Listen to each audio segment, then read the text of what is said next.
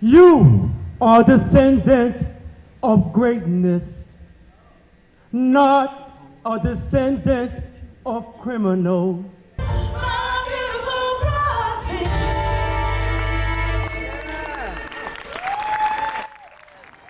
Bronzeville, once known as the Black Metropolis, is getting some well-earned love in a special production called Bronzeville The Musical. And it is my pleasure to welcome the producer, writer, and director of the musical, Margaret Mahdi, along with Zion Ali, who is one of the performers in this musical. Thanks for joining me this morning. So excited to have you here and talk about this musical. Thank you for having us. So as we were discussing, Bronzeville, you know, the neighborhood here on the south side of Chicago, has such a storied history in so many ways, you know, with music and the arts and the Great Migration.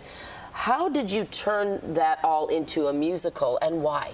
Well, because we felt that it was time to tell our narrative. So many times in history, we miss the stories of the African American journey and the journey and the experience. And people love musicals. So what better way to entertain, inspire through the arts?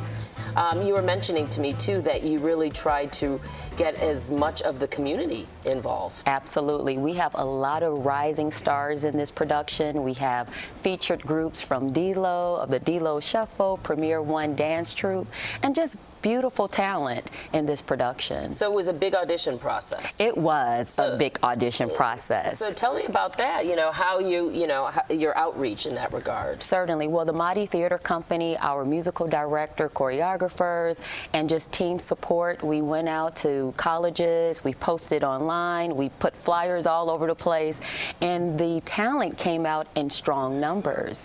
And this is a group of heart. They're committed, they're professional, and they are making this musical magical. So Zion, you and I were talking, and you play 3 characters in this production, but one you really focus on. Tell me about that character and why you are involved in this production too. Groovy. I play Redbone Tone. He is an artist, influencer, but he's taking the wrong path to pursue this this thing that he wants to be, the way he wants to be successful. And this is set in today, modern times. Yes. Right. When you say wrong path, what does that mean?